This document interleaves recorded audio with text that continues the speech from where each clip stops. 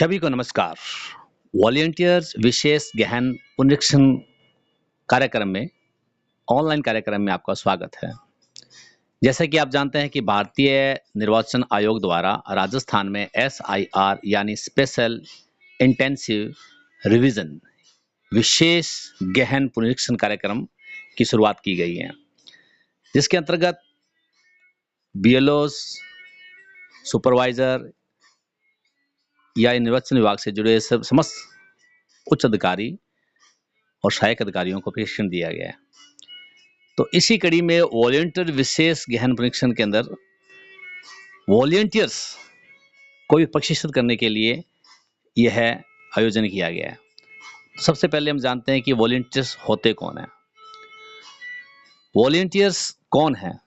पूर्व नियोजित बीएलओ, यानी आपके भाग संख्या में पहले का जो बीएलओ, जो पहले थे बीएलओ, वो वॉलंटियर्स, आशा सहयोगिन, आंगनबाड़ी कार्यकर्ता, NCC, NSS, scout, guide, school, college, ELC सदस्य और विद्यालय स्तर पर वॉलंटियर्स जो होते हैं स्वयंसेवक, उन्हीं को भी इसमें शामिल किया गया है।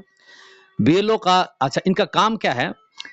तो वॉलंटियर्स का काम है एसआईआर अभियान के अंदर बीएलओ का सहायता प्रदान करना या हेल्प डेस्क पर अपनी सेवाएं देना।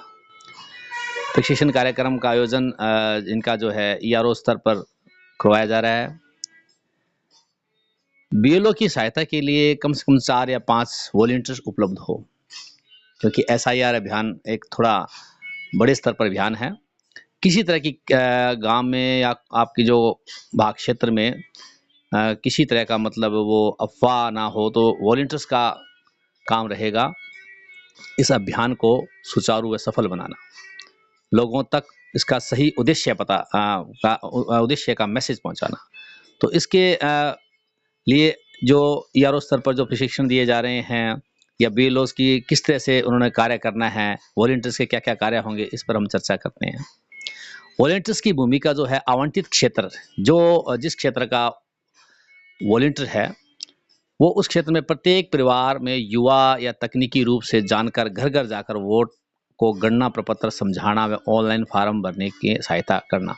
जैसे फॉर एग्जांपल आप अपने क्षेत्र में वॉलंटियर है, तो आपका मतलब ये है कि घर में जाके उनका कोई युवा है, उनको ऑनलाइन फार्म, गणना फार्म कैसे भरना है एसआईआर के तहत वो बताना। कमजोर वर्ग की प्रक्रिया समझाना, गणना फार्म भरने में मदद करना। अगर मान लीजिए कोई नहीं कर पा रहा है तो उसको गणना फार्म भरने में उसकी मदद कर दीजिए। बूथ के अधिकारी बीएलओस को हाउस टू हाउस सर्वे के दौरान मदद करना। निर्वाचन विभाग के अधिकारी व स्थानीय लोगों के बीच संपर्क बनाना। कभी कभार क्या होता है कि गांव के जो लोकल वॉलंटियर्स है, गांव के कुछ बुजुर्ग या महिलाएं या ग्रामवासी है, उन पर ज़्यादा विश्वास करते हैं इससे कि बाहर से आए हुए कोई अधिकारी की तुलना में।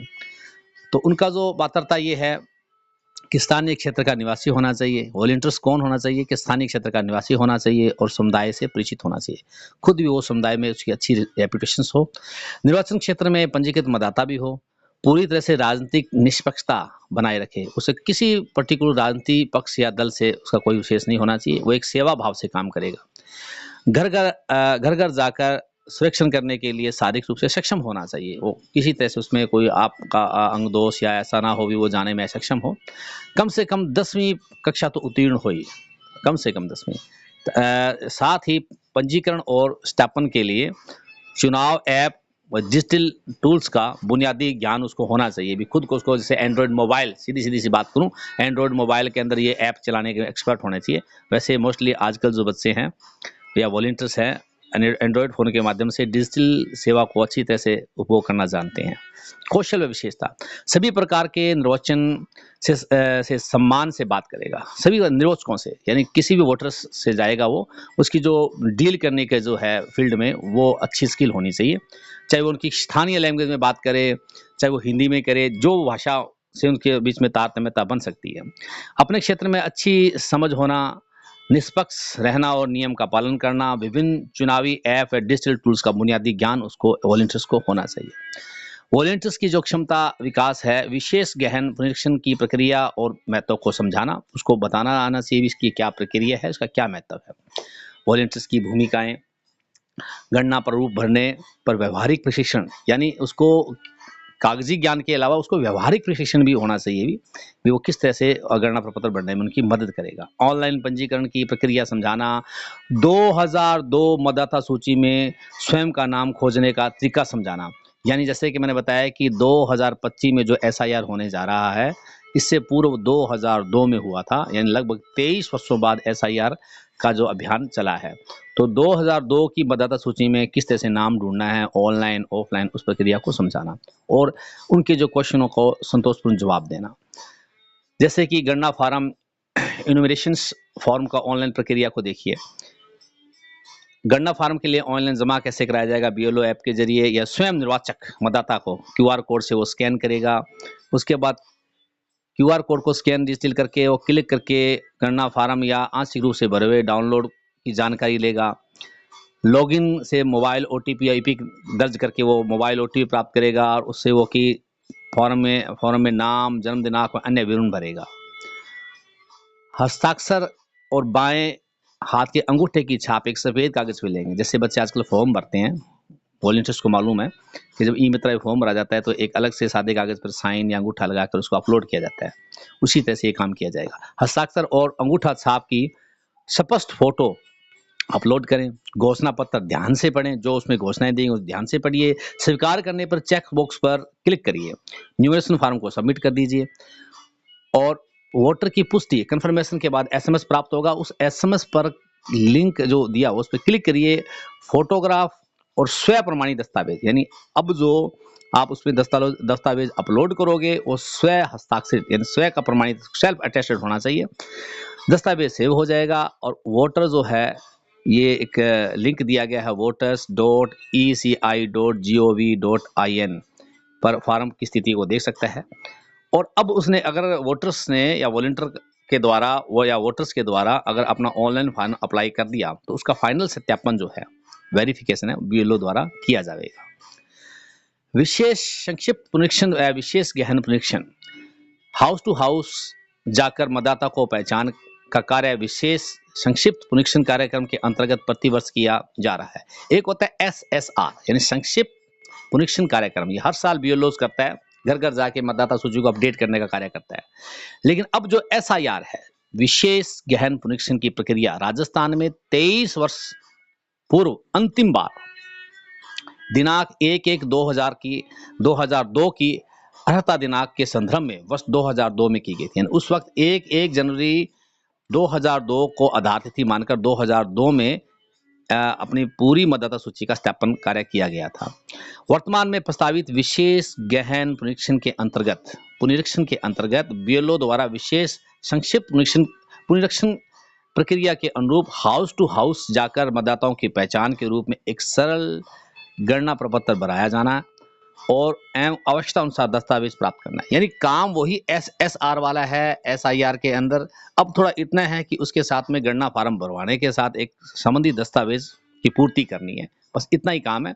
ये सहज भाव से वॉलंटियर्स अपने गांव में प्रचार प्रसार करेंगे कि इस तरह से बीएलओ आएगा, आपके पास इन तरह की फोटो कॉपीज होनी चाहिए, आप रंगीन फोटो अपने पास रखिए, अगर किसी तरह का सुधार कराना सुधार कराइए। यानी एक बार आपकी जो मतदाता सूची को पुनः से उसका जागरण कर देना है, पुनः उसके साथ अपडेट कर देंगे जीरो से स्टार्ट।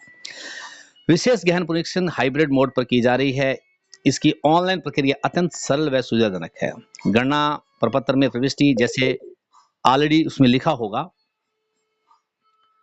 जी गणना प्रपत्र जो मिलेगा ना उसमें ऑलरेडी लिखा होगा, जैसे निर्वाचक का नाम, मतदाता का पहचान पत्र संख्या, मतदाता का पुराना फोटो, पता, भाग संख्या, विधानसभा क्षेत्र का नाम पूर्व में मुद्रित होगा, पहले से प्रिंटेड होगा। मतदाता को गणना प्रपत्र में मात्र अपना वर्तमान रंगीन फोटो लगाना है। जन्म तारीख, मोबाइल नंबर, आधार संख्या वैकल्पिक है, वैसे भर देना चाहिए क्योंकि आधार संख्या आज हर जगह इंपॉर्टेंट है।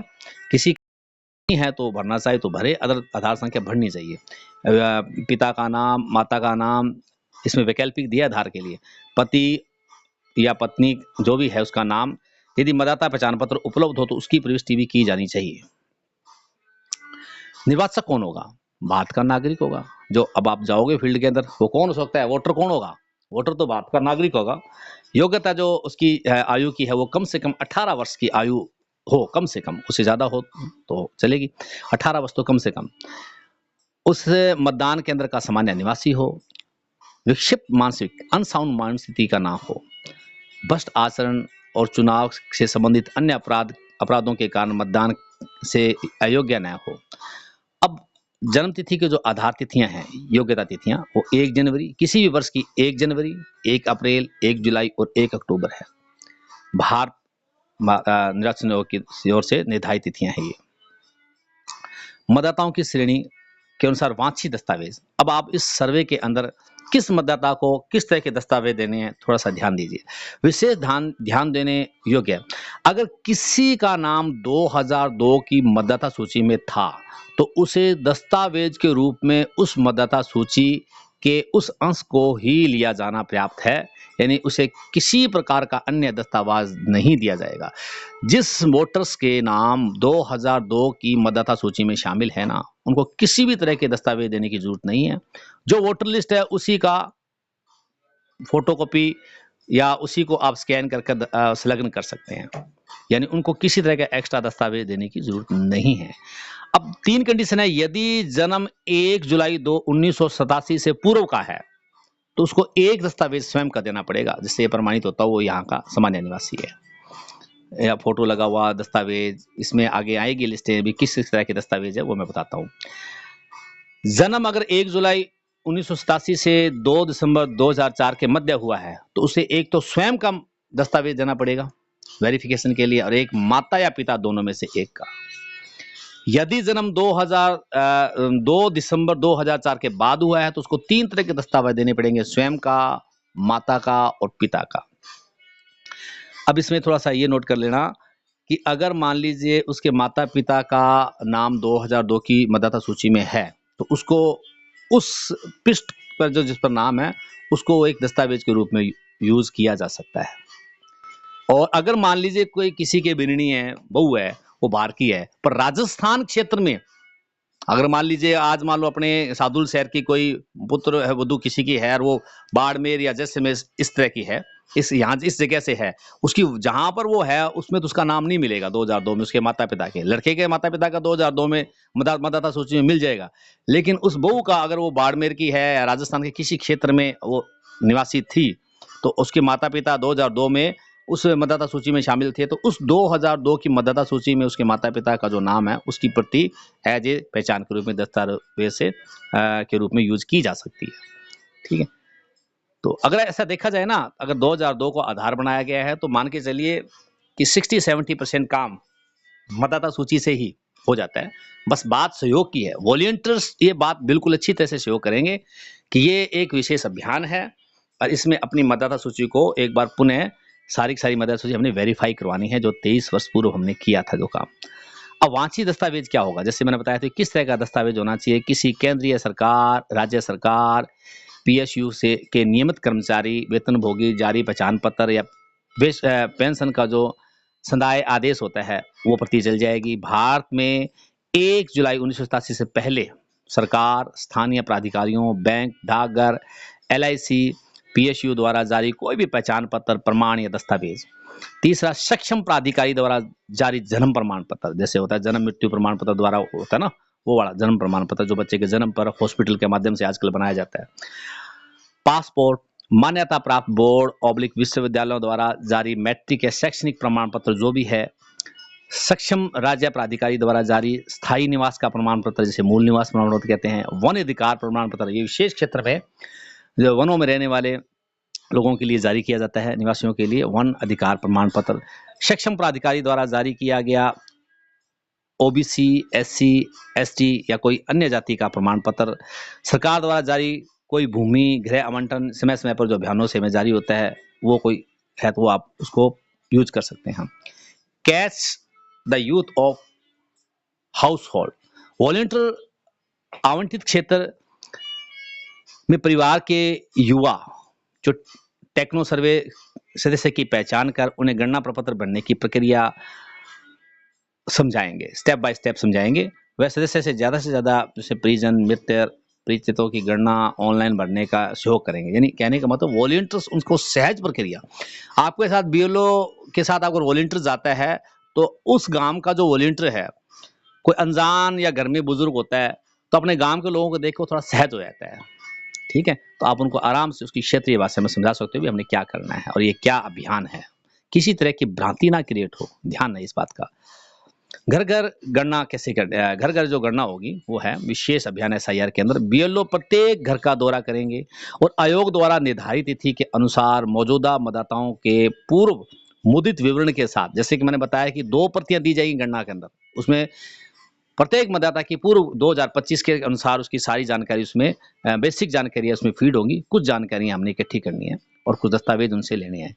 तो प्रत्येक मौजूदा मतदाता को 2 प्रतियों में गणना प्रपत्र वितरित करेंगे और उन प्रपत्रों को भरने में उनका मार्गदर्शन करेंगे। स्वयं भरे, वॉलंटियर भरे, उनका मार्गदर्शन करें। अगर वो स्वयं भरना चाहते हैं तो स्वयं भर ले और वॉलंटियर के माध्यम से भरना चाहो तो वॉलंटियर भर देगा। यदि बीएलओ को पता चलता है कि गणना के समय कोई घर बंद है, तो वह गणना पत्र उस घर के द्वार के नीचे खिसका देगा, उसे दूरभाष से बात कर उसे सूचित करेगा कि बीएलओ ने गणना जो प्रपत्र है घर में रख दिए हैं, वह भरे हुए इस प्रपत्र को लेने में कम से कम 3 बार आएगा। यानी कहने का मतलब है अभी सीधा-सीधा सा बीएलओ के माध्यम या वॉलंटियर के सहयोग से जो गणना पत्र संबंधित मतदाता तक की पहुँच सुनिश्चित करना है। जैसे इसमें लिखा हुआ है घर के दरवाजे से खिसका देगा, अगर बरसात के दिनों में ऐसी पॉसिबिलिटीज़ नहीं है, तो ज़रूरी नहीं किसी बात को लेके चलना है। सुविधा अनुसार हमें वॉलंटियर के माध्यम से या जिस तरह से भी हम जब आपको बार-बार जाने पर मिलता है तो हमें उस गणना प्रपत्र को संबंधित मतदाता तक पहुँच सुनिश्चित करनी है। अगर वो हाथों-हाथ भर के देता है या कोई समय अवधि तो उसको कम से कम ये कहा जाएगा कि 3 बार तेरा काम करेंगे, तो तेरी सुविधा अनुसार इन टाइम जो भी समय अवधि के अंदर हमें वो गणना प्रपत्र भर के दे। थोड़ा व्यावहारिक बनते हुए इन चीज़ों को अगर आप चलें ना वॉलंटियर के माध्यम से, वॉलंटियर जो है ना बहुत व्यावहारिक होता है। क्योंकि गाँव का ही होता है तो उस सेवा भाव से अगर काम करेगा तो इस चीज़ को हम कर सकते हैं। वरना जो ये है अभी 3 बार जाएगा गणना प्रपत्र भरने के लिए, उसके लिए वो स्वयं ज़िम्मेदार होगा, वो नहीं भरता है, तो फिर मतदाता की स्वयं की ज़िम्मेदारी होगी। इन 3 अ, इन 3 दिनांक की अंकित 3 दिनांक को अंकित करते हुए निर्धारित प्रारूप को अवश्य आशय की एक सूचना घर के दरवाजे पे चस्पा की। जैसे बता दें इन 3 दिनांकों के बारे में डिटेल बताते हुए भी हम आपके घर आएँगे और ये 3 बार आए हैं, ये जो सूचना है 3 दिनांकों की वो घर पे चस्पा कर देंगे। ये तो सिर्फ़ एक व्यावहारिक दृष्टि से देखा जाए तो आप ऐसा नहीं होगा, लेकिन आप देखिए ज़रूर। और ऑफ ऑनलाइन मोड प्रक्रिया प्रत्येक मतदाता को आवश्यक जानकारी व स्व सत्यापित यानी सेल्फ अटेस्टेड दस्तावेजों के साथ गणना प्रपत्र बीएलओ को जमा कराना होगा। बीएलओ प्रत्येक घर जाकर मतदाताओं से गणना प्रपत्र की भरी हुई प्रति एकत्रित करेगा। बीएलओ गणना प्रपत्र की एक प्रति आवश्यक दस्तावेजों के साथ अपने पास रखेगा और प्रपत्र की प्राप्ति की पावती के रूप में जो दूसरी प्रति है ना, गणना प्रपत्र की दूसरी प्रति मतदाता के पास रहेगी। भी हमने आपसे ये जानकारियाँ ली थी, 2 प्रतियाँ भी आपको दी जाती है एक मतदाता को। एक तो खुद लेगा दस्तावेज सहित। जो गणना प्रपत्र का जो प्रारूप है, जो एक सैंपल है वो ये है कि जैसे इसमें लिखा नहीं है कि मतदाता का नाम, इपिक नंबर और पता पूर्व में लिखा हुआ होगा जो उसमें से आ जाएगा जो मतदाता सूची 2025 के अनुसार है। क्रम संख्या, भाग संख्या, विधानसभा का नाम, लोकसभा का नाम, पुरानी फ़ोटो जो मतदाता सूची में उपलब्ध है वो इसमें होगी। नवीनतम फ़ोटो रंगीन आपने उनसे लेकर इसे चिपकानी है। फिर इसमें कुछ जानकारियाँ हैं जैसे कि उसकी जन्म तिथि, आधार, मोबाइल नंबर, पिता का नाम, माता का नाम, उनकी इपिक नंबर, जीवन साथी का नाम, पति या पत्नी उसका इपिक नंबर, गणना प्रपत्र को वह भाग जो भरा जाना है। फिर ये कुछ घोषणाएँ हैं उसको पढ़ के बतानी है भी जैसे मैंने पूर्व में आपको बताया किस तिथि के अंदर जन्मा होना चाहिए ये घोषणा है। और उसको अच्छी तरह से पढ़ा कर उसके हस्ताक्षर लीजिए। Thank you.